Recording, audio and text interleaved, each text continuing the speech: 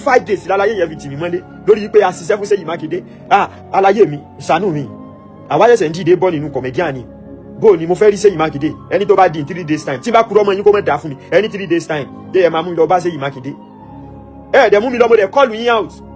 mo call yín out the next day ẹni pé kàn invite mi sẹ́lẹ̀yẹlé dẹ̀ invite mi lẹ́lẹ́yẹlé dẹ̀ detain me for good 5 days láàrin àwọn ọmọ tọ́ọ̀gì wọ́n bẹ̀rẹ̀ sí ní ná mi nínú prison bẹ́ẹ̀ mo bẹ̀rẹ̀ sí ní yàgbẹ́ sójú kan mo ń tọ́ sójú kan olórí burúkú yín ẹ wá dẹ́yìn náà ní ká tó tẹ̀lé ẹ̀yin olórí burúkú ẹ̀yin tẹ̀sí máa gbèpè ní 2027 ẹni tí ò bá ti ṣe ti ẹ tí yàn mọ́lé tó máa kọ́. ẹ̀yin èèyàn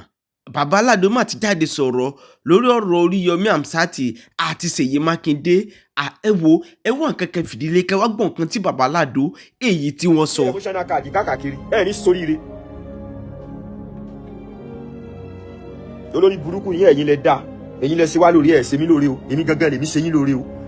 mo mọ iye ìgbà tí mo ti fi platform mi ṣiṣẹ́ lórí yín mo mọ iye ìgbà tí mo ti fi platform mi dúró fún yín o ibi tẹ́ ti wúlò ọ̀tọ̀ ibi táwa ti wúlò ọ̀tọ̀ tẹ́ bá mọ̀ pé àwúlò fún yín lọ́lẹ̀ nílò tiwa mọ́lé o ìyẹn experience ẹ̀ rí mo ti prison tẹ́ ti tì mí mọ́lé dé báyìí mo lọ l'accident ni ẹ mọ́ wá ní kí n tẹ̀lé ẹ̀yin tẹ́ bá jẹ́ support àwọn ẹjẹ́ mọ́ tọwọ́ bọ̀ mí lẹ́nu tẹ́ mọ́ bá sórí burúkú ládìyà tàbí kìámọ́ tẹ́ bá mọ̀ di ọ̀rọ̀ ẹjẹ́ mọ́ dà sí wọ́n wá ní kí n gbàgbé ìgbẹ́ tí ń ti nílé tí àwo tójú bá kó sọ̀kan lè kúrò ní ẹ wá ní kí n gbàgbé táyọ̀ fi parẹ́ yìí lè gbàgbé yín wọ́n wá lè sọ̀rọ̀ fún mi ó lè kí lẹ ṣe tẹ́ bá jáde kẹ́ wá sọ̀rọ̀ tẹ́ fún mi ẹ̀ ní kò ìyọnu Ọlọ́run tẹ́ fi jáde láyé gbogbo tẹ́yìn lé ní ti dáadáa kò ní tẹ́yìn lọ́wọ́ àyàfi tí n bá fi ẹran ara mi yí pẹ̀ fún Ṣèyí Mákindé lókù mo fẹ́ ẹran ara mi yí pẹ̀ fún Ṣèyí Mákindé ó dìgbà tí Ṣèyí Mákindé ní kẹ́ mú mi wá ẹ̀ rẹ̀ mú mi lọ bó yẹ rò bá lọ lẹ́yìn á lọ gba àdìbọ̀dì fún yín ni mi ò mọ̀ bó dẹ̀ wá sọ́ọ̀nà mo dẹ̀ call yín out the next thing yẹn dẹ̀ tún ní pé kán wá arrest mi for good 5 days ni mo lò lẹ́lẹ́yẹlé tí mo fi sun ẹ̀wọ̀n lórí pé mo béèrè fẹ́tọ̀ mi irú èèyàn bẹ́ẹ̀ yẹn lẹ́tún wá ní kí n tẹ̀lé ẹni tó bá ní kí n tẹ̀lé gan yóò ṣòfò tọmọtọmọ ni ẹ mọ̀ ṣe sùúrù ìyín dábàá mọ̀ di ọ̀rọ̀ ẹ mọ̀ béèrè ẹ ní soríire ẹ wá ń sọ fẹ́mi pé ládùúgbò rẹ tán sí wa èmi ní fọ́nì tí ń kà ní sẹ́mi lẹ́ sóre fún ni ẹ wá nítorí pé wọn ra mọ́tò fàládù kò ní dáa fún yín èmi béèrè mọ́tò lọ́wọ́ yín ni ó mọ àwọn ọ̀chì ní mọ́tò tí mò ń lò ní pẹ́ńkẹ́lẹ́ mẹ́sì mo tẹ̀lé so tí ò bá ti tẹ́ yín lọ́rùn ẹ̀ filẹ̀ tẹ́ ẹ bá ti mọ̀ ìpẹ́ ẹ̀fẹ̀ jẹ́ wọ́n ṣépè fún yín ẹ̀fẹ̀ jẹ́ wọ́n bu yín ẹ má wulẹ̀ wádìí òṣèlú that is politics for you pẹ́ńkẹ́lẹ́ mẹ́sì táwọn àgbẹ̀ gbé dání wọ́n máa gbé pẹ́ńkẹ́lẹ́ mẹ́sì ṣépè wọ́n máa bú wọn wọ́n máa fà wọn lásọyá wọ́n máa parọ́ tí wọ́n ṣe mọ́ wọn kí wàá lẹ̀ ń sọ fún wa. gbogbo ìgbà yẹn náà bá ṣe ń ké ní ìpèsè yìí Mákindé dà tí ẹ gbàgbọ́ àwọn ìwọ̀nba tọ́lọ́ nìkan gbàgbọ́ tán dẹ̀ sì torí wa tán dìbò fún Ṣèyí Mákindé ṣé àpadà jèrè Ṣèyí Mákindé yẹn ni a jèrè ẹ̀ náà ó dẹ̀ ti ń lọ nìyẹn a dẹ̀ tún rí pé tó lè ṣe in tó dáa tó ju ti wọn lọ ẹni tí ó ṣe tó dáa tó ju ti Ṣèyí Mákindé lọ pẹ́ńkẹ́lẹ́ mẹ́sì ni a dẹ̀ tún mú wa ẹ wá ní ká máa tẹ̀lé nìkan torí pé ráìsì agolo mẹ́ta ó ń jà fẹ́tọ̀ ọmọnìyàn kí ni titi wa kí n tèmi olórí burúkú ẹ̀ ń jà fẹ́tọ̀ ọmọnìyàn lẹ́ ń fi ẹ̀tọ́ tiwa dùn wá ẹ mọ bẹ́ẹ̀ ṣe lọ tiwa mọ́lẹ́ tá a lo 5 days ẹ̀ ní soríire ọmọ ẹ má sórí ibú o mo fọlọ́ múra tí wọ́n bá ti fún pẹ́ńkẹ́lẹ́ mẹ́sì tíkẹ́ẹ̀tì ilé déjì òṣèlú mọ́tá yóò fi parí ẹ̀ tí wọ́n bá ti fún pẹ́ńkẹ́lẹ́ mẹ́sì tíkẹ́ẹ̀tì pẹ́ńkẹ́lẹ́ mẹ́sì lókè Akin Alabi lọ́yọ̀ Akin Alabi ní ẹgbẹ́ dọ́ọ̀nà rà Akin Alabi lẹ́gbẹ̀dẹ́ ọ̀nà àrà kẹjọ lọ́mọ ẹyẹ yín gbogbo ẹ̀yin tẹ̀sẹ̀ wá ń di ẹ̀mú mi tẹ̀ ń fowó lọ mí yẹn ẹ lọ wá influencer mi tẹ̀ máa lò àwa máa ń gbójú síta lórí ẹ̀ta bá tẹ̀lé ni bàbá Tinubu lókè pẹ́ńkẹ́lẹ́ mẹ́sì lọ́yọ̀ state Akin Alabi sálẹ̀ tẹ́wọ̀n bá ti fún pẹ́ńkẹ́lẹ́ mẹ́sì ní tíkẹ́ẹ̀tì máa dájú lórí ọwọ́ mi ni nídẹ̀ rọra máa ń lọ ọ̀dọ̀ Akin Alabi ó ti tán ẹ wá ròyìn pé bóyá ẹ fẹ́ lómi tíkẹ́ẹ̀tì Alado dà sí ẹ tanra yín promise imagine that now àjọ campaign Ṣèyí Mákindé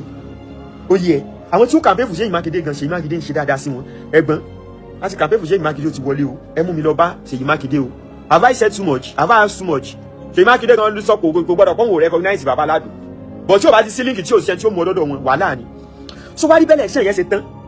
ẹnìkan nínú àwọn ọmọ alájí yẹn náà ló sọ fún mi pé oríyọ kí lorúkọ ẹ̀ Ṣèyí Mákindé ń bọ̀ ní Fresh FM lọ́dọ̀ bàbá wa Joel Yínká Ayéfẹ́lẹ́ ọjà láti wá appreciate gbogbo ọmọ Ọ̀yọ́ state pé kí n já lọ lẹ́yìn sọ́dọ̀ mi yọ èmi wá ní tó bá fi lè mú kálàjì mú mi lọ́dọ̀ Ṣèyí Mákindé ó máa ní wéètì ju kí n lọ láàrin èrò mo wá dá ìkọlù ẹni yẹn sọ mọ̀ pé mi ló yà ni mo wá lọ sọ́fíìsì pé alájì mo gbọ́ fìrìfìrì pọ́n ní Ṣèyí Mákindé ni ẹ mú mi wá ọjọ́ wo lálọ́ wọ́n ní mọ̀ wọ́rí mú ọ lọ lẹ́yìn ìgbà tí mo kúrò bẹ́ẹ̀ ní ọ́fíìsì yẹn for good 2 months ni alájì ò fi rí tèmi rò mọ́ sọ̀rọ̀ mi yẹ ọ̀rọ̀ wá ṣe bí ọ̀rọ̀ wá fún wọn kọ́ bọ́dí náà láì pé ya alájí jẹ́ ìsọ̀rọ̀ yìí gan wọn èsè èèyàn gidi ẹ máa ń lómi fún Ṣèyí Mákindé use and dump ni wọn ṣe use and dump jẹ́ èbú ni bọ̀ ìgbà yẹn àti ìlówó mo ẹ̀sẹ̀ ra Corolla Sport tí mo rà tó gbẹ tán yányán mọ́tò 7 million mo ẹ̀sẹ̀ ra ń gbà yẹn ni bọ́n ṣe ni wọ́n wá mi lẹ́lẹ́ lé ní for what reason wọ́n lálàjì ti wá rìpọ́ọ̀tì mi ò pé wọ́n sùn mí fún defamation of character o. Day 1 wọ́n ní ká lọ tìrìmọ́ sẹ́ẹ̀ Aláàjì ń bọ̀ pé tán bá ti dé a máa sọ̀rọ̀. Day 1 lọ Aláàjì ó wá àkànmọ́ ọmọ Táyọ̀ lè testify sọ̀rọ̀ tí mò ń sọ yìí. Day 2 Aláàjì ó wá ọjọ́ náà kọ́ fi mí sínú sẹ́ẹ̀ àwọn ọmọ tọ́kì wọ́n gbá ojú mi tójú mi yíbo wá yín experience ìwé ẹ̀rí èmi èso ọ̀daràn. Day 3 Aláàjì ó wá. Day 4 Aláàjì ó wá. Day 5 nínú sẹ́ẹ̀ Ọlọ́run wá ṣe ìyanu. Sáà kan wà lọ́yọ̀ state tọ́lọ́run ìjó bàjẹ́ fún mo forúkọ bò wọ́n láti àwọn ọlá gbá lójú ókè ẹni tí tó bá ṣẹlẹ̀ kálàjì wá bóun fà bọ́n ṣe release mi ní táìmù yẹn nìyẹn. Ọ̀gbẹ́ni mo kúrò ní station báyìí ijọ́ kejì mo lọ fi mọ́tò mi l'accident ni èèyàn 3 mo gbá mo ń tọ́jú èèyàn 3 mo ń tọ́jú ara mi àwọn mi dé UCH dáhùn wò yẹn wọ́n gún mi lábẹ́rẹ́ ẹkú kan tó rí àwọn mi rán ìyàwó mi dé wà nù oyún. Sọ̀rọ̀ mi yẹ ẹ̀yin ilẹ̀ wa ń jáde fáwa lónìí pé Ṣèyí Mákindé ò sí dáadáa fún yín wà láìtàláì ẹ̀yin o àti ìrandíran yín o epo Ṣèyí Mákindé tẹ́ ẹ lá ata rẹ̀ tẹ́ ẹ jẹ iyọ̀ Ṣèyí Mákindé tẹ́ ẹ jẹ mọ́tò Ṣèyí Mákindé rà fún yín contract tẹ́ ẹ sign under the regime of Ṣèyí Mákindé wàhálà yóò bí yín torí pé ẹ̀yin ní ambition ẹ fẹ́ máa bókọ Ṣèyí Mákindé jẹ́ kò ní dáa fún yín ó yẹ gbogbo ọ̀rọ̀ yẹn wá lọ bẹ́ẹ̀ ọ̀rọ̀ yẹn tún wá lọ mi wàá wò yí pé torí pé àlàyé ìṣẹ́ mi ká ló ti jọ́ wọn lóàbí ó wá ti ń gbọ́ pé wọ́n lè lámbìṣẹ́ fẹ́ ṣe gọ́fúnà mo dẹ̀ wá bá yín Aláàjì mo gbá wuyewuye pé fẹ́ ṣe gọ́fúnà ẹni pé rárá kí n ignore rẹ̀ èmi dẹ̀ ti wà lọ́dọ̀ Pẹ̀nkẹ́lẹ́ Mẹ́sì kò yẹ mo ti wà lọ́dọ̀ Pẹ̀nkẹ́lẹ́ Mẹ́sì kí n tó mọ̀ yín o mo wá dalẹ̀ Pẹ̀nkẹ́lẹ́ Mẹ́sì mo wá sí stadium tẹ́ ti fẹ́ ṣe declaration of intent mo náwó mo nára àwa délé ńjọ́ yẹn tí ẹ wá lè pè pé ọmọ mi ó kú iṣẹ́ lónìí o yóò dáa fún ọ o àwọn pa yín wọn lè pè pé ọmọ mi ó kú iṣẹ́ lónìí yóò dáa fún ọ o ẹnìkan kò pé o I don't stay where I'm not appreciated ó yẹ wá wò pé ọ̀rọ̀ bàbá sọ́mọ ní ojú yín lè dí ó yẹ lẹ́yìn ìgbà yẹn àwọn tó mọ Pẹ̀nkẹ́lẹ́ Mẹ́sì náà rí wọ́n ti ń pè mí pé Alado kí ló dé tó fẹ́ fi Pẹ̀nkẹ́lẹ́ Mẹ́sì lẹ̀ wọ́n ní mo wò pé ẹnìkan bàbá mi ni wọ́n ní ó dẹ̀ mo ti tọ́ o wọ́n sì torí pé ẹnìkan jẹ́ bàbá rẹ̀ kó máa ṣe kinní kan sọ̀rọ̀ mi yẹn torí àwọn tí wọ́n rí mi bí ọ̀dàlẹ̀ mo ṣe ń sọ̀rọ̀ yìí o oore tí Aláàjì bá ṣe fún mi rí láyé wọn tí wọ́n bá ti lè jáde kan wá sọ pé oore báyìí èmi mo ṣe f'Alado tí wọ́n bá ti jáde kan wá sọ tí kan sọ oore àsìkà tán ṣe fún mi kò ní dá fún wọn tí wọ́n ní kóyọ̀ ní Ọlọ́run tí wọ́n fi jáde láyé sọ̀rọ̀ mi yọ promise gbogbo ọ̀rọ̀ yẹn bí mo ṣe ń náwó lórí pé mò ń tún mọ́tò mi ṣe ni mo ṣe ń náwó èèyàn 3 tó wà in George tó wà lọ́sípítù èèyàn 2 kan lẹ́sẹ̀ ẹnìkan fọ́ lórí ó yẹ mo tọ́jú àwọn èèyàn mo tún ra ọ̀kadà fọlọ́kadà ìmàjí àdúrú lọ́ọ̀sì yẹn ọ̀rọ̀ yẹn wá die down yìí tún wá foró yaró ẹ tún wá lè fẹ́ ṣe declaration of intent àtẹ̀lé yín ẹ lè fẹ́ ṣe ambition àtẹ̀lé yín ẹ̀yìn náà lẹ tún wá sọ fáwọn èèyàn gbọ́ dàlẹ́ níwá ìṣèyàn rí sẹ́mi lẹ gbalé fún ni sẹ́mi funny thing kàtẹ́ fún lówó ni sẹ́mi tọrọ mọ́tò lọ́wọ́ yín ni have I asked too much Ṣèyí Mákindé lájọ ṣiṣẹ́ fún ẹ mú mi lọ sọ́dọ̀ Ṣèyí kí n tiẹ̀ bá gọ́vnà ya fọ́tò ẹ mú mi lọ sọ́dọ̀ Ṣèyí Mákindé ẹ̀dẹ̀ lọ tì mí mọ́lé lẹ́yìn ìgbà yẹn làdánwò dé bọ́tà mi irú àdánwò bí ọlọ́mọdé rí tí fi jáde láyé ọlọ́mọdé ìyàwó mi mọ́jọ́ ọmọ mi ó rí tí fi jáde láyé ìyàwó mi inú oyún ló wà tó fi wá mọ́ gbóúnjẹ fún mi nínú ẹ̀wọ̀n ìyàwó mi inú oyún ló wà yóò wá gbóúnjẹ fún mi bó ṣe wà ní oyún yẹn pẹ̀lú asọ̀sẹ̀lẹ̀ nínú ẹ̀wọ̀n ní UCH asọ̀sẹ̀lẹ̀ yẹn ló fi wá gbé ló fi ń pòyì UCH láago kan òru asọ̀sẹ̀lẹ̀ yẹn ló fi wá gbóúnjẹ fún mi nínú ọgbà ẹ̀wọ̀n. tirẹ̀ bá ń kọjá láàrin ọ̀pọ̀ ènìyàn má ṣe kọjá lọ lára mi o láìyá o mo dúpẹ́ lọ́wọ́ Ọlọ́run tó yá sínú ayé mi gbà yẹn ìsìdá kí n lù sọmọ àbíyáwó àbẹ́mi mi gangan Ọlọ́run dẹ̀ ṣiṣẹ́ rẹ̀ láṣẹ pé torí pé èèyàn níyàwó tó jáládùá ni ẹni tí ò gbọ́ tẹnu ẹ̀gà ni ó sọ pé ẹ̀gà ń pààtó nígbà tọ́rọ̀ yẹn wá lọ bó ṣe lọ sọ̀rọ̀ mi yẹ èmi wá dalẹ̀ Pẹ̀nkẹ́lẹ́ Mẹ́sì mo wá sọ́dọ̀ yín láti ṣe declaration of intent nígbà tá a ṣe declaration of intent tán mo wá sọ fún yín mo ní mo fẹ́ padà sọ́kọ̀ ọ̀dọ̀ Pẹ̀nkẹ́lẹ́ mo feel exterior ẹ ṣe Ramadan lecture tó bá jẹ́ wípé ẹ fálú àwa pé àwa jẹ́yàn fún yín ó yẹ kẹ́ ẹ pè wá káwọn àbẹ́ náà ṣe é pè wá Aláàjì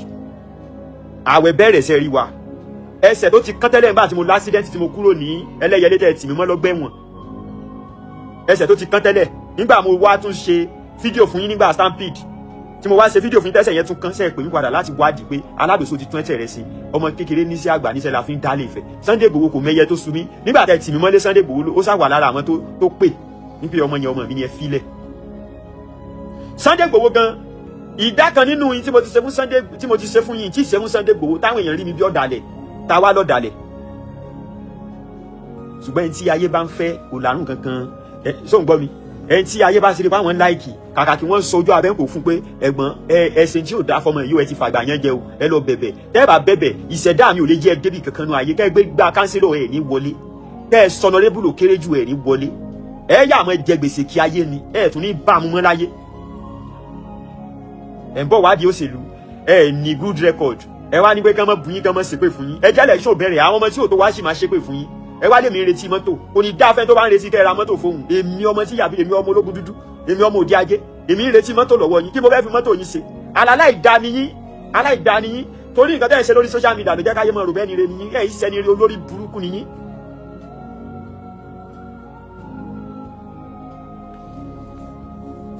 nígbà tọ́rọ̀ yẹn wá lọ wọ́n wá sọ pé mo wá rí wọn wọ́nà wọn mo ní Àlàjì mo fẹ́ padà síbi tí mo ti wá o tẹ́ ẹ̀ bá ti value mi yóò padà síbi tí mo ti wá o níbo ló ti wá ọ̀dọ̀ Pẹ̀nkẹ́lẹ́ Mẹ́sì ni mo ti wá o tẹ́ ẹ̀ bá ti value mi mo wá padà sọ́dọ̀ Pẹ̀nkẹ́lẹ́ Mẹ́sì ẹni tó bá gbọ́ tọrọ dání láwa máa ń tẹ̀lé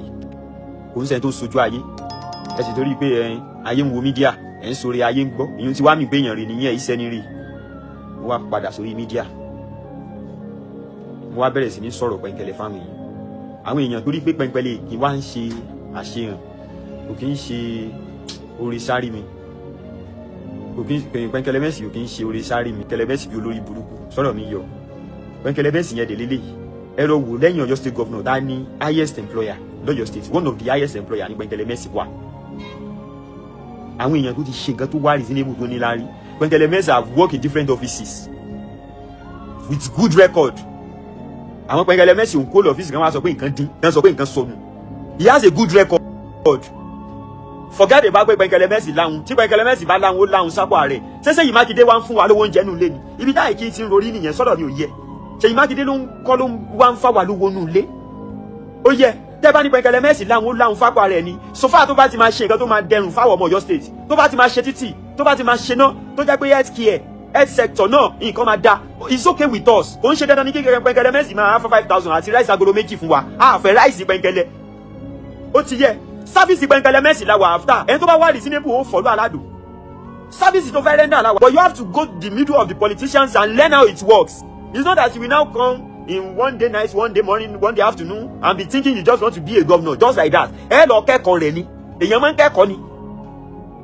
so mo wá sí torí pé mo fẹ́ jọmọ lọ́bì kí wọ́n tẹ̀lé yín kẹ́ wá wọlé kọ́ Ọ̀yọ́ state wá wà nínú wàhálà ta ni wọ́n máa hold responsible ó yẹ gbogbo nǹkan tí mo ń ṣe fún Pẹ̀nkẹ́lẹ́ Mẹ́sì kò ń ṣe kó sanwó fún mi but ó máa ṣe dáadáa lèmi ṣe ń tẹ̀lé based on standard based on record based on integrity based on past record based on recognitions both local and international recognitions both Ọ̀yọ́ state ó ti represent wa times without number external affairs functions ó ti represent Nigeria times without number kò dẹ̀ sí record tí kò ṣe owó lùrù kúmọ̀kúmọ̀ so without I think Pẹ̀nkẹ́lẹ́ Mẹ́sì is the leaders we should support ẹ wá ń sọ fáwọn àyípé torí pé èèyàn fún mi ráìsì agolo kan máa tán náà ẹ ń sọ fún mi pé Pẹ̀nkẹ́lẹ́ Mẹ́sì láhùn tó bá láhùn ó ní sápò àwọn tó bí Ṣèyí Mákindé ta campaign fún yín pé Ṣèyí Mákindé ṣe máa ṣe dáadáa ṣé bá ti Ṣèyí Mákindé torí ipò ọmọ ìyá Ṣèyí Mákindé wá ń fún wa lówó oúnjẹ lé ni ṣé bá rí lára àwọn construction of roads tí Ṣèyí Mákindé ṣe farmer will benefit those people that they are doing buying and selling of goods from the farm wọ́n máa benefit torí pé when there is a good road àwọn farmer máa lè it's alright ẹ pé lè gba ẹnu tán Alado your story really touching ó sì ní lára bákan ẹ jẹ́ ká wá educate Alado sọ̀rọ̀ gẹ́gẹ́ bẹ́ẹ̀ sì gbọ́ nínú gbogbo àwọn àròyé tó ṣe sílẹ̀ yẹn ó jẹ́ kó yá pé olórí burúkú làlájì Alhaji ò ṣèyàn gidi ó ṣèyàn dáadáa ọmọ àlè ní ó ṣépè lóríṣiríṣi ààrẹ ní jèrè kíní kan oríṣiríṣi ọ̀rọ̀ ló sọ nínú ọ̀rọ̀ yẹn ṣùgbọ́n ó wá sí nílànà pé ẹni tó jẹ́ pò náà ló ń sọ̀rọ̀ báyìí. oríyìn burú aláwọn tí ó bá ti yíjà tí ó sọ wọ́ọ̀lù kúmọ̀kúmọ̀ lẹ̀ ń wá ìsìn ní báyìí sínú irú ẹ̀ báwa náà lámú Tinubu wá fún yín ṣùgbọ́n mi àtọ́lọ́run ti jọ ṣe mítìnì lánàá ó ti sọ pé Tinubu lókè kájú kọ́ntínú iṣẹ́ rẹ̀ kọ́ balance iṣẹ́ Oriyomi sálẹ̀ lọ́yọ̀ state ni ẹ̀wọ̀n àwọn wíwòròwòrò lórí burúkú yín tọ́jà wípé ọjọ́ ọ̀la àwọn ọmọ yín ẹ ti lọ gbà bẹ̀tẹ̀lẹ̀ ìdí ó dúró pé káwọn ẹjọ́ sowó lùkúmọ̀kúmọ̀ wọ́n ti ní ìbáyìí ṣe Oriyomi ọ̀wá sọmọlúwàbí tó ni ṣé kí lẹ tó fẹ́ jí ó ṣe sí ọ̀pá rẹ̀ fún yín ni olóbùkún èèyàn lẹ máa ń fẹ́ ẹni tí ọmọ wọlé yín kilẹ̀ ń wá ẹni tí wọ́n máa talẹ̀ ego tí wọ́n talẹ̀ mọ́ yín lórí lẹ́yìn wá orí yín burú wọ́n já tá a bá gbé tó kùkú o tèmi àti ẹ tá a bá jọ já ìkúùkù gan tí bá lóṣèjú méjì kí tó lù ọ̀pá ọmọ pé mo sọ táìmù lórí ẹ̀ ni orí ẹ̀ mọ́ burú. báyà ti wàhálà Baba Alado ẹ wá ẹ káàárọ̀. yọ̀yọ̀ àmì kò ní yẹ̀lẹ̀ fún. àmì ẹ yà kí ta alẹ́ jọ ń jà láàárọ̀ kùtùkùtù. yọ̀ dà fún. àmì nígbà tẹ́mi ń bẹ̀yìn èèyàn sọ̀rọ̀ pé Tinubu ń tẹ́ wa lọ́rùn president wo ló ti jẹ́rí kẹ́lẹ̀ iṣẹ́ máa bọ̀ kò mọ̀ sí strike sọ́sẹ̀lẹ̀ rí ọmọ ìpínlẹ̀ kọ́ọ̀dù kan. kò ṣẹlẹ̀ àmọ́ iná wa ń sọ ní ìsinyìí pé Tinubu lókè Oriyomi sálẹ̀ tí yóò sì ṣeéṣe báyìí Baba Alado yóò ṣe é ṣe lọ́nà wo. yóò ṣe é ṣe bí báwọn yìí tí ń wọlé wa tí ń wó sọ wa kì tí ń talé talẹ̀ máa lórí ebi kì í ṣe pátì Tinubu wọn wà sọ̀rọ̀ mi yìí o ebi APC Tinubu tí Tinubu bá jẹ́ olójoro ni kò ní pé nítorí kó ń jẹ́ president pé pátì tó ń bá wà dandan láni kó wọlé a sì ti mọ bàbá wa bẹ́ẹ̀ sọ̀rọ̀ mi yìí o a ti mọ̀ kó nínú re ni ní tí ó bá lẹ́tọ̀ọ́ lóun ó ṣe kò sí inú pé ẹnká wá fi kan yẹn kan jẹ wọ́n wá ń bá yín sọ̀rọ̀ pé Oriyomi tó wà lákọ̀ọ́dù ó ti gbìyànjú ó ti ń sin ọmọ ènìyàn bọ̀ tipẹ́ ó tún fẹ́ sìn wá síwájú sí kí wá ni yóò burú tá a bá rí èèyàn tó fẹ́ mú ìdẹ̀rùn ìdẹ̀kùn tó jẹ́ ara wa tó jẹ́ mẹ́kúnnù tó gbọ́n tá à ń sọ tí ó mú ìdẹ̀rùn wá sí ìpínlẹ̀ Ọ̀yọ́ tá a bá wá tẹ̀lé eléyìí tó pé wọn ó fàyàn kalẹ̀ nínú ẹgbẹ́ tiẹ̀ àwọn ti talè wọ́n ti talé wọ́n ti ta gbogbo ẹ̀ máa lórí kò sí tí wọ́n ti tà tán eléyìí tó pé òun ń bọ̀ ìwà wo lẹ́ẹ̀ka mọ́tẹ́fì sọ pé ó ti ẹ̀lẹ́gbẹ̀ẹ́ Oriyomi ẹ wá ń pé Oriyomi mọ́ sòṣèlú ṣebí ó dá sọ̀rọ̀ lù ẹni tó bá lè tòlù tó lè to ilé yóò lè torí di stéètì òun gangan lọmọ ìpínlẹ̀ Ọ̀yọ́ fẹ́ bẹ́ẹ̀ sì gbowó wá fún mi ìfẹ́ ẹgẹ́ mi tí mò ń gbìn ló ti tó mi. ṣé gẹ̀gẹ̀ wá rí Baba Alado ẹ wá ṣẹlẹ̀ yìí náà ẹ mọ̀tò àwọn aládùn lọ́kùnlọ́kù ibi tẹ́ bá fẹ́ tó sí ibi tẹ́ bá ń lọ gan ni gẹ́yìn gẹ́gẹ́ sọ. mo sọ̀rọ̀ lórí ẹ̀mí Tinubu lókè Oriyomi sálẹ̀ mo ń dúró de kí Sunday Igboho sọ̀rọ̀ tẹ́lẹ̀ ní bàbá sì ti sọ̀rọ̀ mo ti ń ráwọn fídíò kan náà sì ní kẹjá tẹ̀ ládàrí wa Tinubu lẹ́ẹ̀kan sí Oriyomi from the beginning from top to bottom. ìkàkọ̀ jẹ́ ẹ gbowó wá ni o tòótọ́ ni. ìkànnì am speechless ọlọ́run bá ti yá rẹ jẹ ni ìyá yóò ṣiṣẹ́ àṣejẹ ni ìwọ tó ló speechless yẹn ó gbọmọ sí láìpẹ́ tó speechless tí ó bá ti yẹ jẹ ìyá yóò bàjẹ́ yẹn yẹ ò ní kájọ rí èmi ọba fún ẹnìkan ní kí n bí ọ léèrè ẹnìkan ní kí n bí ọ léèrè lẹ́sàn 350. tẹ́ ẹ bá mọ̀ pa wúlò fún yín ẹ gbowó wá o tó o bá ti gbowó wá o lè jẹ́ pé ìwọ tá a súnmọ́ jù gan àwọn alágbàdà máa gbé ọ sí pè kówó wá o kówó wá o ohun ọmọ mi lẹ́gbọ́n yẹn o ohun ọmọ mi lẹ́gbọ́n yẹn o. ìtọ́jẹ ká sí lọ́fẹ̀ẹ́ ní kankan kan ní kọ̀rọ̀ kan dú. ìtọ́jẹ ká sí lọ́fẹ̀ẹ́ àti sẹ́fún yín lọ́fẹ̀ẹ́ o bẹ́ẹ̀ sì fẹ́ bẹ́ẹ̀ kọ́ ẹ ní di social media wọ́n lè mọ́ padà sponsor wá sí yín gan wọ́n lè mọ́ padà sponsor wá a lè mọ́ padà léyìn gbowó wá gan táàtù wá decide pé ilé ìyá wà gbé sépè táàmù fún ọkọ̀ tiẹ̀ gbowó wá. ohun ọmọ mi lẹ́gbọ́n yẹn o ohun ọmọ mi lẹ́gbọ́n yẹn o. àti ṣe tọmọlúwàbí wa àti ṣe ti yòó okùn táwa náà jẹ̀wẹ́ kówó wá o. ẹ̀gbọ́n tí àwọn ẹgbẹ́ yín tó náwó gan ọ̀rọ̀ mi olóṣèlú kankan tó ti gbowó fún mi o olóṣèlú kankan kò sí gbowó fún mi rí láyé o ẹ gbowó wá o. àní 1 million àwọn tẹ̀ pàtẹ́ fídíò ó ní tí bá ṣe tẹ́ fídíò yẹn tẹ́kùn bá tó tẹ́ 1 million o mọ̀ nǹkan tí mò ń sọ fọ́nì tìǹkà o mọ̀ nǹkan tí mò ń sọ torí bá a ti ń gbowó lọ́wọ́ olóṣèlú. ṣé sọ̀kọ́ ti tiwa lẹ́ ń fi wé ti èèyàn kan tí ń ta sùnà dábàá wèrè kan tí ń ṣe télọ̀ lójú ṣé sọ̀kọ́ ti social media influencer. máa gbọ́ o àwọn Tinubu tí mo ti ń tẹ̀lé tipẹ́ gan wọ́n rí mi kán sọ pé ọmọ yìí tiẹ̀ try fún wa ó fara gbòòní ó forí gbèpè olùsí platform torí wa tán tẹ wá náírà rí sọ̀rọ̀ mi yọ so kí n tún wá fẹ́ kí n tún wá ṣe ọ̀fẹ́ next election ní tó wá ń bí mi nínú jù ní pé àwọn bàbá Tinubu sì lọ́mọ kówó fún lẹ́gẹ́ tí wọ́n ti gbójú sí kámẹ́rà rí lórí ọ̀rọ̀ wọn gbogbo àwọn kata ife tí ó ní dákọ̀ wọn ta ni mo ń fáwọn pípìlà advice náà àwọn tí ò ní tí wọn lò náà padà lọ ń kówó fún àwọn tí ò tiẹ̀ ní dákọ̀ wọn rárá. fi wọ́n lẹ̀ ojú wọn bò fi wọ́n lẹ̀. tí PDP bá gbowó wá ẹ má sọ pé ọ̀dàlẹ̀ ní mi pé mo cross o tí PDP bá gbowó wá á bò sí yín lójú gidigidi gan o. ó dà ẹ má bàbá. ṣé federal àbí nípínlẹ̀ Ọ̀yọ́ náà. kó jẹ́ PDP kó jẹ́ ADC kó jẹ́ APC kó jẹ́ akọ́jú fọ́sán fọ́sán àbí nípínlẹ̀ Ọ̀yọ́ ṣé ní ti federal àbí nípínlẹ̀ Ọ̀yọ́. gbogbo àti federal gbogbo ẹni tó bá rí ó gbowó wá á fẹ́ ba nǹkan jẹ́ náà láyìn tí wà ní ìwà àráyé o. o láìkí kẹjọ pọ̀ tiẹ̀. ẹni tó bá kọ́ gbowó wá ni o torí ẹni pé òun kébékébé lọ́mọ yìí ó tún ti switch. wo mo ń wo picture pé àjàdí kan bọ̀ bó jáde àdín ló gbowó wá òun náà ládìbò fún. o tiẹ̀ ń dáhùn ara social media lóhùn àwọn yẹn ti ponú jù láyé. ọ̀gbẹ́ni mo try lórí ọ̀rọ̀ Tinubu mo try o ó wá jẹ́ pé tí option bá jáde àwọn tí ò rí wọn ní first election náà ló ń gbowó fún báyìí tó yẹ kó rí bẹ́ẹ̀ ni. àwọn náà gbọ́dọ̀ jẹ́ kó ọ̀pọ̀ àwọn single ladies yẹmi ò ráyè rí Tinubu náà ni nígbà tó bá jọkọ̀ yà lọ́jà gan mo yóò ti tẹ́ mi lọ́rùn yín gbọ́dọ̀ sádùrù wà láti mo ṣe lórí ọ̀rọ̀ Tinubu yẹn ó wá jẹ́ pé àwọn tí ò tiẹ̀ sìn kankan náà kówó fún ní next election. àsọjà ni.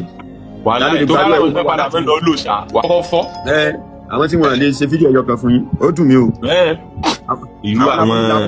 ẹ bẹ̀rù àwọn erékeré wa ní Ìbàdàn wọn á bí wo erékeré dáa kó dùn bí táwa bá ti ń kí erékeré ó pò ń jẹ kí erékeré ó pò ń jẹ tó ń fi yó.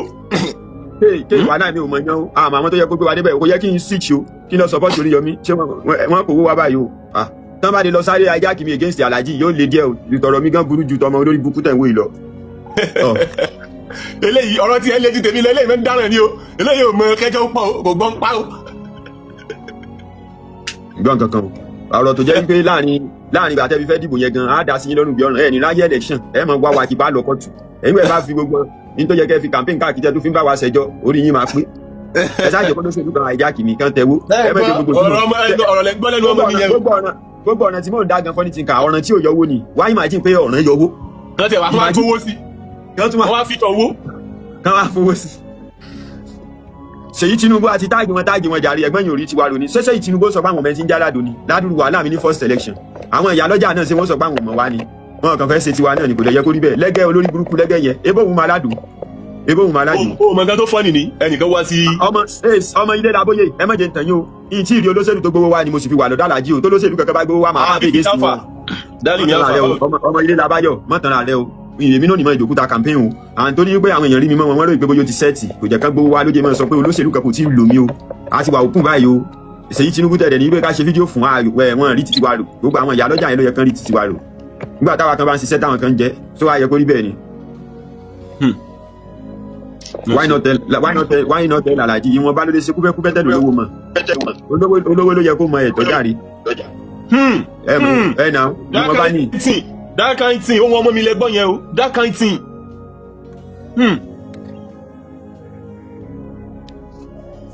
ẹ bá mi sọ̀rọ̀ mi létí Ṣèyí Tinubu ni o ẹni pàwọn alájà fún bàbá Tinubu 2023 election 2023 election gbogbo ayé mọ̀ pé mo gbìyànjú bí mo ń ṣe ti Tinubu mo ṣe ń ṣe ti gbowó ń gbà yẹn èmi ò ní gbé o àìbá àmọ́ PDP lè gbé owó wá kí wá yíjú padà lọ́la mi ì ṣe ọ̀dàlẹ̀ Tinubu mọ́ báyẹn o mo ti try o ẹ̀tọ́ mi là ń béèrè gbogbo àwọn ọmọ kata ife yẹn ní jọrọ bàbá Tinubu àwọn ọmọ pẹ́lá yẹn ní jọrọ àwọn tí wọ́n ti ẹ̀ ní dákọ rárá àwa làwa fi platform wálẹ̀. àwọn tẹ́lẹ̀ mọ̀ bá tó káwọn èèyàn mọ̀ lọ búlì wọn kí ló kàn wọ́n àwọn ìwé lẹ́yìn máa búlì tèmi àwọn ìwé lẹ́yìn. máa gbọ́ kan imagine pé APC yẹn gbowó fún mi kan empower mi bí mo ṣe wà kan imagine bí ló ṣe kàn dàrú torí Tinubu. jẹ́ ká wá wò pé wọ́n tún wá gbowó fún ẹ pé kò ṣiṣẹ́ nu state náà kọ́ Ọ̀yọ́ state ṣé wàá wá lè ṣe. ṣé fún gọ́vnọ̀ tó bá lówó ni màá tẹ̀lé tó bá gbowó wá fún mi ni. àwọn èèyàn máa ń wọ ẹ. ó dà mo ti gbọ́ mọ́ bàbọ̀. àwọn ọmọ Nàìjíríà máa ń wọ ẹ láti lágídí gbà. mọ́ bàbọ̀ sẹ́ mọ́ bàbọ̀. àwọn Nàìjíríà máa ń wọ ẹ láti lágídí gbà. wọ́n sọ pé dalẹ̀ ní ọ̀pẹ̀lú tó ń ṣe yìí o. ó mọ iye èèyàn tó ń wo platform mi ni ó mọ báwa ṣe ti tó fún mi. ó mọ báwa ṣe ti tóbi tó ni. wọ́n pẹ nìkan náà ní Yayi bí Yayi Ogun State yẹn bá kówó wá ká da ìlú nítorí wọn anybody tó bá rí kókó wá ó ti dọ̀rọ̀ owó báyìí ó ti já sówó wá ti ṣe ọ̀fẹ́ fún wọn ṣáà sọ̀fẹ́ fún wọn á ti sọ̀fẹ́. wọ́n wá lọ́mọlúwàbí ni ẹ́ wọ́n lè mi lọ dalẹ̀ wọ́n lọ́mọlúwàbí ti tó. ó ní bí ọmọlúwàbí yẹn dé dúró tó mọ̀ pé mo ṣiṣẹ́ fún Tinubu gan mo sì lo ìjọmọlúwàbí yẹn gan wọ́n tún lo against mi ni wọ́n fi support mi rí. so kí wá láǹfààní. nínú ìpínlẹ̀ Ọ̀yọ́ kìí ṣe nípìnlẹ̀ Ọ̀yọ́ lé mi jà fún federal bàbá Tinubu mo jà fún bí mo ṣe jà wèrè sí Tinubu lọ́wọ́. àwọn kan dúró pé kó sọmọlúwàbí ẹ̀ délẹ̀. máa gbọ́ mo ti sọmọlúwàbí fún Tinubu sẹ́ẹ̀ torí Tinubu ni Túndé ẹ̀nà tó lè post ní mọ́ láyé ṣé wọ́n mọ̀. torí Tinubu bá wa ṣe ṣépè fún Túndé ẹ̀nà tí ewé náà bí dáná àwọn content creator tó lè ṣépè fún Túndé ẹ̀nà tí ó sì tún SEC. Túndé ẹ̀nà tó rárí máa yé ni ti mélòó nínú àwọn náà kó yẹn ni ó lè gbé Túndé so torí títí bàbá Tinubu Túndé ẹ̀nà tó fi lè post ní mọ́ wá dúró nǹkan tí mò ń lù sí nítorí Tinubu àwọn olóyè àṣẹ mi èmi lóyè àṣẹ wọn náà tó yẹ èmi ló yà sí wọn náà so tí wọn bá gbó wá ní ọdá pàṣẹ. wọ́n ní kò yẹ kó mọ béèrè owó pé kájọ tún lù ṣe ní kókó. nítorí pé yóò túnṣe náà láti campaign fúngbà yẹn ó dẹ̀ ti túnṣe kó tán ẹnu tí a náà sí náà. ẹnu tí ń bàjẹ́ lọ. olórí burúkú wọ́n wá lọ́lọ́ṣèlú alátẹnujẹ ní ọ́. alátẹnujẹ sì da ẹ̀yàn underestimate ní alákùn jẹ ọpọlọ ríbi tó tutù bá sí. láti jọ́ tá a ti ń lóyà sáwọn Tinubu kí la rí bọ̀ bẹ̀ kí la rí mú bọ̀. tẹ́sí ń gbọ́ ẹ̀yin wòye tẹ́wà láì fídíò mi tẹ́wọ́n sọ pé orí ìyá ayé kan burú ayé yóò dá. mo fànà bí ọ̀dọ́ búra. èwo ni olówó mi sọ fún mi 2 million ẹ̀ ẹ̀ jẹ́ ìyá mo gbá pàṣẹ tó dájú sùkìs 1 million every month. mo fànà bí ọ̀dọ́ búra tí Peter Obi Àbátíkù bá gbowó wa pé ká ṣiṣẹ́ fáwọn òkò táwọn sọ sórí òrùlé àwọn bàbá Tinubu wọn ní láìkẹ́ rárá. owó ni mo ta sí olóṣèlú kankan tí gbowó fún mi o mo ń polówó ara mi fún yín ni o tẹ́ bá lọ gbowó fáwọn kan tẹ́ bá lọ wà ní opposition ìgbésí wa máa gbé wọn ṣépè. Imagine kó jẹ́ pé àwọn Ṣèyí Tinubu yẹn Ṣèyí Tinubu sọ pé òun ò mọ̀ mí ni sẹ́gbọ́n yóò sọ pé àwọn ò mọ̀ mí ni bí mo ṣe ń sọ fàtó lórílẹ̀‐èdè yìí. bẹ́ẹ̀ bá ti ẹ̀ ń rú yẹ kó mo ti fara sí. ládùúgbò iṣẹ́ tí mo ṣe fáwọn Ṣèyí Tinubu tẹ́ bàbá mọ yìí mi tá bá fi wá lọ rà mí against Tinubu ẹ̀ mọ̀ pé yóò le díẹ̀ yóò le. bẹ́ẹ̀ bá ti ẹ̀ ń rú ó yẹ kó mo ti fara sí. ó yẹ kó ti fara ṣe odidi ọdún mẹ́rin. o ní jèrè ayé. Odidi ọdún mẹ́rin ni mo fi polówó Tinubu. owó wo ni o lè la yìí owó kéékèèké tí ń fẹ́yìn wèrè yòókù ló pé ní owó influencer ni o lè la yìí mo rò pé ó yá wèrè. nínú oye ṣé tí bá ń tàgì irú ọ́fíìsì Tinubu yẹn sanwó owó 10 million béèrè lọ́wọ́ wọn àbówó 100,000 10 kò jù ṣé ìyá wèrè. tó bá fún mi 100k owó pé mo wá kí owó mọ́tò mi owó tó gbé. o mọ iye táwa kan fi ń gbóná só lórí òkè Olúyọ̀lé lórí torí ẹni ní lọ́la pé wá ní orí ẹ̀kan yìí. lórí ẹni ní lọ́la pé mo bẹ̀rẹ̀ sí ní campaign against party kan ẹ mọ̀ bí mi sọ̀dàlẹ̀ o wọ́n ti fowó rà mí ni o APC bá mọ̀ pé mo wúlò fáwọn kan tètè gbowó wá báyìí APC náà bá mọ̀ pé mo wúlò fáwọn kan tètè gbowó wá báyìí mo mọ̀ nǹkan tí mò ń rí o tí opposition bá fi lè gbowó wá gbogbo àwọn òbí kùbá nàtẹ lọ ń kó mọ́tò fún yẹn wọn tó gbé wá ṣépè o tí ó sì sin tí ó tẹ̀ yẹn yọ àtúntọ́ ní ẹ fowó wá o ṣèyí tí mo bá ti yà lọ́jà wọn ò ní sọ pé àwọn orí mi gbòòrò wọn sí láwọn ọmọ mi mo sì lóyà lọ́wọ́ léèyàn lóyà fún Tinubu lóyà lè sí ní mí àwa àmọ́ ìdí tó jẹ́ pé ní tí mo máa ń sọ fún wọn náà nìyẹn pé tẹ́yàn bá lóyà nítorí kálukú ló jẹ lẹ́nìbọ̀dì ń wà tẹ́yàn bá lóyà kò mí gbẹ bóyá ó ti gidi síbẹ̀ o ẹ máa ń sọ lóyà tiẹ̀ yẹn bó ṣe lóyà yẹn máa ń sọ. ẹni pé kí n máa ṣe fídíò kí ẹsẹ̀ máa táàgì Ṣèyí Tinubu ṣẹ́ṣẹ́ yìí Tinubu sọ pé òun ò rí mi yóò sọ pé òun ò mọ̀ kí mò ń ṣiṣẹ́ ṣẹ́gbọ́n yìí ò rí mi ni ẹ̀gbọ́n yìí ò rí mi. ó ṣe wà nìyẹn o. wọ́n mọ̀ kí mò ń ṣiṣẹ́ láti 2023 wọ́n mọ̀ pọ́mọ Tinubu ni mí ṣẹ́ṣẹ́ yìí Tinubu sọ pé àwọn ò rí mi. ó ṣe wà nìyẹn o. àbí ìyàlọ́jà ni wọ́n sọ pé ọgbẹ́ni irú tí wàá kọjá pé ẹ̀yin wèrè kan social media ó sọ pé fẹ́ bí o abẹ́ ìyá wèrè ìyá yín fẹ́ bàjẹ́. ó mọ tí mo ṣe ń sọ gbogbo ọ̀rọ̀ tí mò ń sọ yìí mo fi Ọlọ́run ra tí ADC bá gbé owó wa lọ́la fún federal kó mọ́ dàbí gbà pé ọ̀dàlẹ̀ ni bọ̀bọ̀ yẹn mi ò sọ̀dàlẹ̀ o ẹ̀yin ẹlẹ́rìí wa bí gbà pé àwúlò fún ẹni tó bá rí wa àwúlò fún bara wa mọ́ yín lọ́wọ́. Big Fish náà fún àná test mi WhatsApp Big Fish dání mi test mi WhatsApp náà ó tó jọ mẹ́ta má ti ẹ̀ dákun wèrè TikTok. mi ò kì í ṣàkọ́dù ọlámọ́mì mi ò kì í ṣàkọ́dù ẹgbẹ́ wa mi ì ṣàkọ́dù.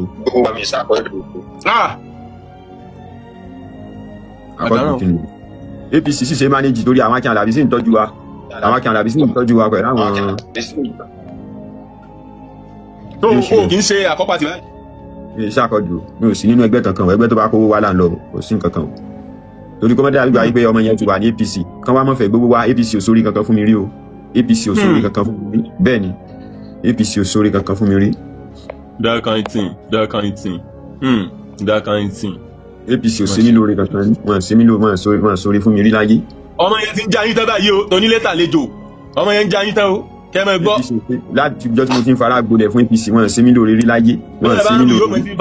ọmọ yẹn ń já yín tán báyìí o. wọn sí mi lórí rí ọlọ́run bá ti ya ìlú nídẹ̀ẹ́ni. pàmò tó súnmọ́ àwọn Ṣèyí Tinubu yẹn ló máa sọ̀rọ̀ aládùn fún Ṣèyí yẹn kò dẹ̀ yẹ kó rí bẹ́ẹ̀ wọn ṣe mí lórí rí o àwọn la fara gbolẹ̀ fún bàbá yín nígbà tí wọ́n fẹ́ ṣe 2023 election ẹ ṣe bí gbà pẹ́ bí wa o. that kind thing kò yẹ kó máa lọ bẹ́ẹ̀ yẹn. má ṣe o that kind thing. mo mọ̀ pé ètò dára lọ́wọ́ ṣe. àmì jáde brọ́dà mi ní wáyẹ̀tì ẹ máa fẹ́ máa ṣòṣèlú ẹ máa sọ pé we no dey give shishi mo rò pé ìyá wèrè we no dey give shishi wèrè wo we no dey give shishi kíni.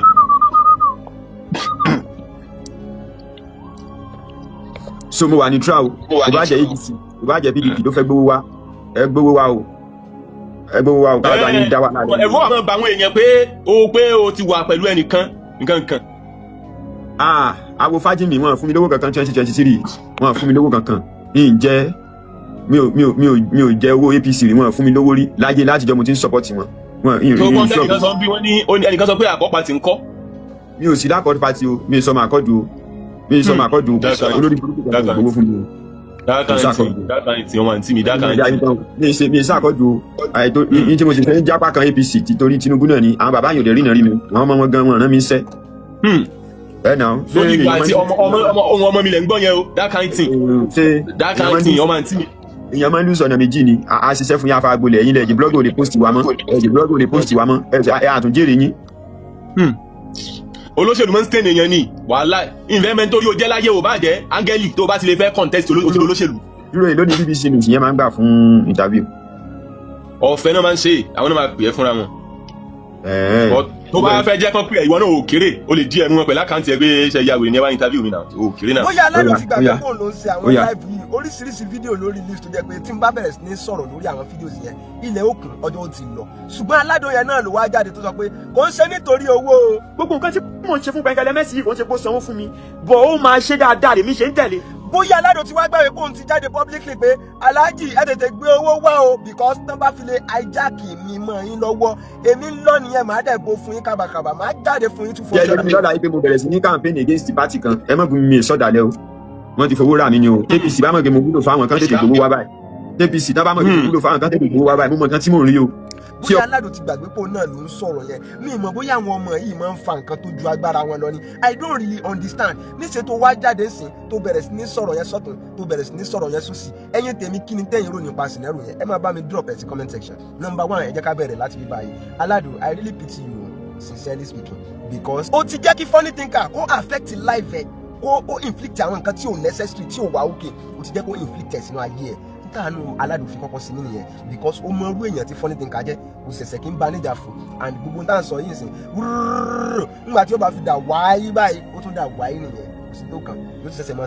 ṣe èmi àbí ẹni tó ń títà rí nígbà tí ó fi mi wá sọ́dọ̀ Alhaji ní dọ́kìnrin àná ṣé irú èèyàn báyìí ló wá yẹ kí Alado allow rẹ̀ láti change the mentality tó wà lọ́pọlọ ẹ̀ I don't really understand ó wá jáde ó bẹ̀rẹ̀ sí ní sọ̀rọ̀ lóríṣiríṣi pẹ̀kẹ̀lẹ̀ mẹ́sì ni o kò ń ṣe pé torí pé wọ́n á kankan kò ń ṣe pé torí pé wọ́n fẹ́ gbà kankan lọ́wọ́ ẹ̀ ṣé o ti gbàgbé pé o sọ ní live pé ẹni tó bá gbówó wá nígbà tí funny thinker bẹ̀rẹ̀ sí ní inflict àwọn nǹkan kan sí ọpọlọ ẹ̀ ìwọ ti sọ jáde pé ẹni tó bá gbówó wá ni ìwọ ó tẹ̀lé Ọ̀yọ́ state ẹ mọ̀ gbọ́ o ó ní kẹ́ tó wá ó ní ẹni tó bá lọ́pọ̀lọ́ máa rí sí pẹ̀lú mi ṣérú ẹni tẹ́ fẹ́ rí sí pẹ̀lú rèé ó yá ẹ sọ fún mi ẹni tó fẹ́ tà ìsopọ̀ ẹrú Alhaji tó wá di igi burúkú sìn òun ni wàá kàn déédéé lọ síbẹ̀ ó mọ̀ pé ìyàtọ̀ wà nínú ẹ jẹ́ kí n ṣàlàyé nǹkan kan fún yín ìyàtọ̀ wà nínú pé tí n bá mú yàn bí ọmọ àti ẹni tí ẹnìyẹn bá mú wá bí ara àtà ẹ mọ̀ pé ìyàtọ̀ máa ń wà. Number 1 ni pé ẹni tí mo mú bí ọmọ mo máa ń rí bí ẹni pé àwọn nǹkan tí mo ní òun ló ní tí o bá ṣe pé ẹnìyẹn bá di ìbéèrè àwọn nǹkan kan lọ́wọ́ mi pé dáàdì mo máa fẹ́ gba nǹkan báyìí mo lè mọ̀ tí ọkàn mi tẹ̀lé because màá máa rí bí ara tèmi bí ẹni pé àjọ ní kinní yìí ni àjọ ń ṣe kinní yìí ni ó jẹ́ kí Alado máa wò pé Alhaji ò tiẹ̀ ṣe nǹkan báyìí fún mi ṣùgbọ́n ẹni tí wọ́n mú wá bá Alhaji tó mú wá as through your own influence ilẹ̀ èló ló fẹ́ gbalé ó dá Alado mú lọ síbi tí ó ti gbalé 600,000 àbí ẹ jẹ́ kí n tẹ̀yẹ́ sí ẹ èló ló fẹ́ fi jẹun 200,000 ó yá gbà manage ilé lóṣù ẹ ti understand through influence tiẹ̀ ìwọ wá wò pé èmi ò gba owó direct lọ́wọ́ Alhaji ń rí ìwọ gẹ́gẹ́ bí ẹni pé àjọ ní kinní yìí ni àjọ ń ṣe kinní yìí ni like this one is my son bẹ́ẹ̀ náà ni bàbá sí ọmọ nínú ilé sometimes téèyàn bá mú àlejò wá pé láti yẹn jẹ bá mi help ẹ ní ìdílé tó ṣe help ẹ nìyẹn gbogbo àwọn gbà láti ẹ̀wò mo fẹ́ nídìí nǹkan kan wọ́n wò pé you can do anything that you like wàá wá ságídí igbó wàá advert ara ẹ wàá promote iṣẹ́ wàá ṣe bó bá ṣe wù ẹ́ wọ́n mọ̀ pé a lot of money people are generating a lot of money on YouTube and those are the ways that you can earn money to promote your business to promote your work like tó bá dẹ̀ need assistance wọn personally one Alhaji mo need assistance yẹn mo need kíní kan báyìí wọ́n rí ẹbí ẹni pé àjọ wà ní ọmọ mi lélẹ̀ ìdí nìyẹn tó yẹ pé kò ń sẹ́ kíní kò ń sẹ́ kejì kò ń sẹ́ kẹta kò ń sẹ́ kẹrin in fact mo ti rí tó ti organize a program pẹ̀lú èèyàn rí tó ń sọ̀rọ̀ lọ́jọ́ yẹn pé Alhaji ẹ ṣe gan ni o in fact privilege tí mo ní ọ̀pọ̀lọpọ̀ àwọn èèyàn ló ń wárú privilege yẹn wàá rí ẹni tí kò need help báyìí wọn wàá lọ straight ni Alhaji ẹni need help ni wàá jáde wàá bẹ̀rẹ̀ sí ní sọ pé kíní kan tó ti ṣẹlẹ̀ for 2 years back tó jáde ó bẹ̀rẹ̀ sí ní sọ pé Alhaji wọn sẹ́yìn dáadáa èèyàn burúkú ni wọn ó bẹ̀rẹ̀ sí ní gbé bàbá yẹn ṣépè ẹnu tó sọ níwájú yẹn lẹ́yìn gbọ́ o tí n bá lọ wá fídíò yẹn gẹ́gẹ́ jáde ẹ máa rí pé ó dàbí pé ti delete a lot of video nígbà tí gbogbo incident yẹn tó ń fìdí ọ̀rọ̀ police station kankan Alhaji sọ pé sẹ́mi ni Ṣèyí Mákindé ni báyìí tí o fi lè direct tó fẹ́ sọ sí Ṣèyí Mákindé ló ṣiṣẹ́ fún náà sẹ́mi mo fẹ́ jáde fún gọ́dúnà ni àdìgbà tó ń ṣiṣẹ́ fún Ṣèyí Mákindé lélẹ̀ o bọ́ online ni kò ṣe pé mo pè é pé Alado wá o jókòó báyìí ó yá mo fẹ́ jẹ́ kó bá mi ṣiṣẹ́ fún Ṣèyí Mákindé kò sí any agreement láàrin yín kò ṣe pé Alhaji pé ẹ jókòó pé Alado jókòó báyìí ìwọ fẹ́ fi Ṣèyí Mákindé blow online torí pé kí ni o mọ̀ pé Ṣèyí Mákindé fẹ́ lọ fún governorship ó dẹ̀ bọ́ online òun wá pé fans àwọn tó nífẹ̀ẹ́ Ṣèyí Mákindé kàn máa comment lórí comment section ẹ kàn máa support ẹ kàn máa like post ẹ ìwọ náà ṣe jáde fún Ṣèyí Mákindé ló dẹ̀ bẹ̀rẹ̀ torí kó ti rí pé level àwọn tó like Ṣèyí Mákindé ó pọ̀ ju level àwọn tí ò like ẹ lọ ó dẹ̀ jáde ó kàn ń ṣe tiẹ̀ ní online ìgbà Ṣèyí Mákindé jáde ó ṣe kí lórúkọ rẹ̀ báyìí Alhaji náà ń ṣe tiwọn òun kálukú ṣe tiẹ̀ kò ṣe pé bíyà pé Alhaji pé ẹ jókòó pé ó yá wàá jókòó báyìí mo fẹ́ jẹ́ kó ṣiṣẹ́ fún Ṣèyí Mákindé iṣẹ́ tó bá dẹ̀ ṣe fún Ṣèyí Mákindé at least nǹkan báyìí la fi máa pè rẹ kò ṣe pé bóyá ẹ ní agreement kankan òun ló wá jẹ́ ká Alhaji sọ pé ó da irú agreement wo ló jọ wà láàrin èmi àti ẹ tí mo fi wá dé èèyàn burúkú normally tó bá yẹ pé ẹni tí tó ṣe kí lórúkọ rẹ̀ ní criminal case ní defamation of character àwọn ẹgbẹ́ lọ sí court náà tó bá dẹ̀ charge sí court ó mọ tó lè padà lead sí but at the end of the case wọ́n padà settle ẹ̀ pé okay fine kò ṣe pé nǹkan tí lágbájá mi nílé ẹjọ́ ìjà settle case yẹn báyìí wọ́n dẹ̀ padà settle case yẹn ìgbà yẹn nǹkan mélòó lẹ ti jọ sí àìmọyémọyé gbogbo àwọn tó bá mú wáṣá gidi gbogbo báyìí àyè bá ń dúpẹ́ lọ́wọ́ Alado Alado ló jẹ́ mú mi lọ sọ́dọ̀ Aláàjì o mo ti padà sọ́ọ̀tì kìíní yẹn o ẹ bá mi dúpẹ́ lọ́wọ́ Alado wọ́n ti padà ra nǹkan báyìí fún mi o ẹ bá mi ṣe kìíní kan o ó wá jáde wà ní nígbà kìíní ṣé Aláàjì ní Ṣèyí Mákindé tó ṣiṣẹ́ fún kí ló dé ìgbà tó tí wọn náà sọ pé orí yàn olórí Ṣèyí Mákindé onáde juwọ́ sí ẹ báyìí oníjọ́ yẹn nínú ẹdùn jùláyé tẹ́jọ́ ń kọjá lọ kí ló dé tó lè lọ sọ́dọ̀ Ṣèyí Ṣèyí ẹni tó ṣiṣẹ́ fún nìyẹn ẹni tó ṣiṣẹ́ fún nìyẹn ò ṣiṣẹ́ fún Aláàjì náà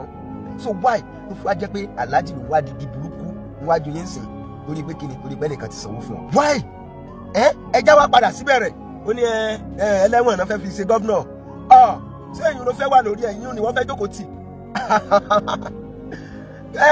bàbá wa Olúṣẹ́gun Àrẹ̀mú Ọbásanjọ́ gẹ́gẹ́ bí arákùnrin yẹn ṣe sọ wọ́n rìmáǹdì bàbá sẹ́wọ̀n. bàbá kúrò ní rìmáǹd wọ́n lọ jẹ president ní straight and we have a lot of notable people tó jẹ́ pé wọ́n ti lọ sẹ́wọ̀n wọ́n dẹ̀ tún padà wọ́n rìmáǹdì wọn wọ́n dẹ̀ padà wá wọ́n dẹ̀ tún á di nǹkan ńlá Fẹlá Aníkúlápó Kútì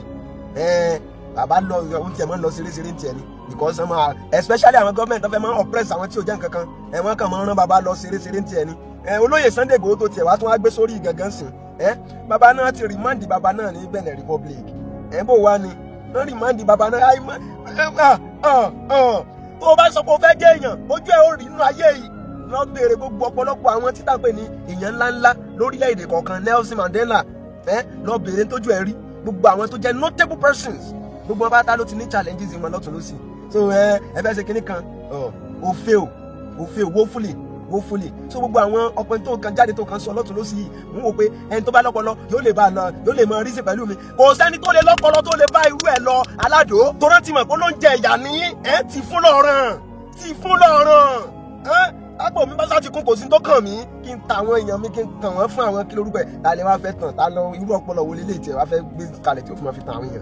èèyàn ìyàwó mi ó wà ní oyún gbà yẹn emotional blackmail ta ní 2026 tó bá tiẹ̀ sọ̀rọ̀ in a reasonable way àwọn èèyàn tẹ̀ bọ́ bó ṣe sọ̀rọ̀ yìí wàhálà kò sẹ́nibọ̀dì tó bá as in sensitive person tó kàn lè reason pẹ̀lú ọ̀rẹ́ rárá ó jáde ó bẹ̀rẹ̀ sí ní defame orúkọ èèyàn níwọ̀n ìgbà tẹ̀ tiẹ̀ tí close tó báyìí and kìnìyàn lélẹ̀ àìmọyémọyé àwọn ìṣẹ̀lẹ̀ tó jẹ́ pé òun ló máa ń ṣẹlẹ̀ tó máa ń mú torí pé kí nǹkan kan ó lè ṣẹlẹ̀ ni yóò wá mú ìṣẹ̀lẹ̀ yẹn ṣẹlẹ̀ àwa rí ìṣẹ̀lẹ̀ tó ṣẹlẹ̀ sí Alhaji àti Alado yẹn bíi sábàbí pé Ọlọ́run kan mọ̀ọ́mọ̀ fẹ́ kọrin àjò wọn papọ̀ ní ọ̀nà yẹn because Alhaji ò kì í fi bẹ́ẹ̀ fún Alado ní attention ní gbogbo gbà yẹn ṣùgbọ́n lẹ́yìn ìgbà tán ṣe settle case yẹn tán wọ́n wá mú Alado bí ọmọ ó wá free gan ti understand. In fact, there was a case tó ṣẹlẹ̀ sí mi nígbà kan báyìí ọ̀rẹ́ mi kan ló ṣẹlẹ̀ sí o so agbalọ́yà àṣẹ everything tó jẹ́ pé a lọ sí court ní gbogbo gbà yẹn nígbà tí kéèsì yẹn máa parí àwa àtàwọn ẹnìyẹn àti lọ́ọ̀yà àti àwa ní ìrẹ́pọ̀ yẹn wá sí àwọn pé ó dà yẹn pé nǹkan máa ń ṣẹlẹ̀ torí nǹkan kan ni o so gbogbo nǹkan tí wọn náà ń sọ nígbà yẹn pé a jẹ́ pé Ọlọ́run kan mọ̀ọ́mọ̀ fẹ́ lu kínní láti jẹ́ kémi àtàlájò jọ sí kínní ni ó ṣẹ̀ṣẹ̀ wá jáde ń sìn láti mọ blackmail làwọn èèyàn emotional blackmail ìyàwó mi inú oyin ló wá o tó ṣe fàlàjì Oriyomi Hamzat tó lè gbà á tó bá jẹ́ pé ìwọ gangan ni ẹni tó mọ̀ rí ò rí lẹ́nu níbi ẹ̀ ó kàn déédéé bẹ̀rẹ̀ sí ní jáde kó ṣe pé bí apẹjọ jókòó ẹjọ ní agreement kankan ẹjọ sí anything ó kàn déédéé bẹ̀rẹ̀ sí ní pariwo ẹ̀ náà láìpẹ́ òun ni mo ṣiṣẹ́ fún o kò ń sọ ní gọ́vnọ̀ o kò ń sọ ní sẹ́nitọ̀ o kò jẹ́ oyè kankan o bóyá ni ìyá kan close support ẹ̀fẹ́ ní báyìí ẹ̀ dẹ̀ mọ̀ pé ẹni tẹ́yìn tó lè close mọ́ lélẹ̀ kò ṣe pé bí apẹjọ ríra yín níbi kan tẹ́jọ jòkó tẹ́jọ sọ̀rọ̀ yẹn tó bá jẹ́ pé ìwọ ni lẹ́yìn yẹn wá bẹ̀rẹ̀ sí ní pariwo àwọn èèyàn wá ń challenge Alhaji bí ẹni pé ṣe ni Alhaji gba owó lọ́wọ́ Ṣèyí Mákindé wípé sọ wọn wá fún Alado ní pàtẹ ti understand ó ń sọ̀rọ̀ yẹn bí ẹni pé Ṣèyí Mákindé àti Alhaji àti òun wọ́n jọ negotiate iye kan báyìí wípé ẹ̀mọ́ wọ̀rí tàwa ti ṣe kinní kan àfọ̀ ní 5 million after tí Ṣèyí Mákindé wá wọlé tán wá fún òun ní nǹkan kan mọ́ wọn wá rí òun mọ́ gbogbo tí Ṣèyí Mákindé wá fún àwọn Alhaji nìkan ló wá gbé sọ́dọ̀ tó bá jẹ́ pé ìwọ ní kọ́ ìka òkè ń jẹ́sẹ̀ tiẹ̀ bẹ́ẹ̀ ni gbogbo bẹ́ẹ̀ ìyàwó mi máa lóyún ìyàwó mi lóyún inú wọn gbóúnjẹ fún mi ní inú kinní tó bá jẹ́ pé ìwọ lè kinní ss lọ́dọ̀ ó remand ẹ nìyẹn sí prison wọ́n remand ẹ mo jẹ́rìí wọ́n remand ẹ pẹ̀lú ojú Alado tẹ́mi wo yẹn wọ́n remand ẹ nìyẹn ẹnì yẹn kankan dédé mọ reputations tó ti ń build ẹnì kan wò pé dó ìwò tiẹ̀ ní mi tiẹ̀ rò pé lè tiẹ̀ ní reputation kankan wọ́n tó ń build reputation ẹ̀ tó ti wá ń keep ẹ̀ ẹnì kan dédé bẹ̀rẹ̀ sí ní jáde ó bẹ̀rẹ̀ sí ní mọ and tí ẹ dẹ̀ mọ̀ pé intention ẹ nìyẹn ó ní láti ṣe ìlú or ó ní dream láti padà jáde bóyá láti dìbò kan mú nínú òṣèlú gẹ́gẹ́ bí n tó tiẹ̀ wá ṣẹlẹ̀ ẹ̀sẹ̀ anybody ò tiẹ̀ wá expect ẹ ti understand tí o dẹ̀ ti ń destroy reputation Alhaji bóyá òun gbowó lọ́wọ́ Ṣèyí Mákindé kò fún ẹ̀yin. How kí ló fẹ́ jẹ́ kó máa ṣẹlẹ̀ nírùsìn? Kí ló fẹ́ jẹ́ kó máa ṣẹlẹ̀ nírùsìn? Irú ẹ̀ ló wá jáde ló wá bẹ̀rẹ̀ sí ní blackmail Alhaji ó gba owó emotional blackmailing. Àánú Alado sí ni èmi ó kàn advise ẹ pé tẹpá mọ́ sí ọwọ́ ẹ o torí dignity is very very important. O lè wo pé bóyá lẹ́ni ibi tó wà lẹ́ni ìrẹ̀lẹ̀ o lè jù báyìí lọ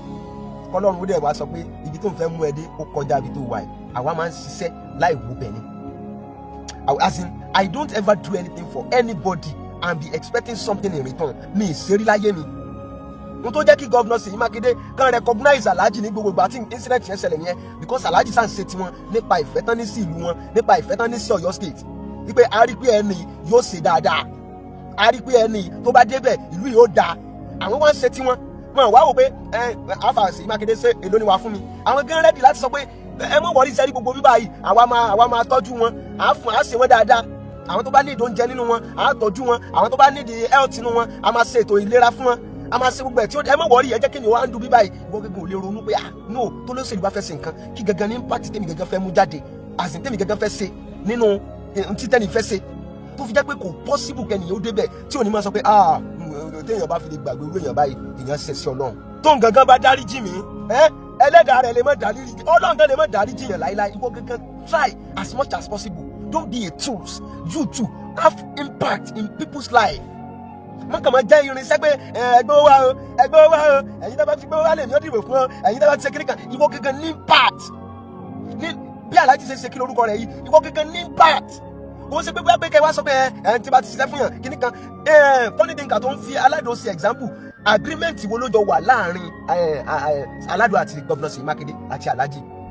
agreement wo o kàn bọ́ online òun advert fún yàn pé ẹni tí mo like lélẹ̀ kò sí pé bóyá ẹjọ́ ní ẹni cordial agreement kankan ó dẹ̀ bẹ̀rẹ̀ sí ní sọ pé ẹnìyẹn ò rí ẹ mọ́ o kíní kan o láti ṣe pé bóyá ẹjọ́ ní agreement kankan àbó mẹ́niyẹn tẹ́lẹ̀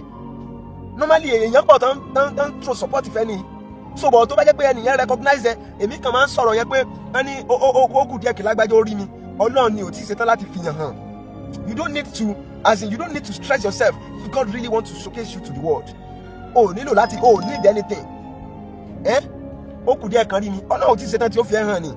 but Ọlọ́run bá ti ṣetán in fact kó wà ní ìhòòlẹ̀ wọ́n wà ẹ jáde gbogbo emotional blackmail yẹn kò débì kankan sí kò ń ṣe dọ̀dọ̀yọ̀ ló ń ṣiṣẹ́ fún kò ń ṣàwọn arìndìn ló ń ṣiṣẹ́ fún gbogbo wọn bá dáná rí àwọn impact ẹ wọ́n dẹ̀ ń rí torí nǹkan tó ṣe ń ṣiṣẹ́ yẹn tó bá ti rí pé eléyìí tó ń ṣe kíní eléyìí eye service lásán ló ṣe onípe Alhaji eye service náà máa ń ṣe eye service pay o ìwọ náà tiẹ̀ sọ pé kéèyàn ẹ ó tiẹ̀ eye service díẹ̀ wọ́n fi ẹjẹ minister for power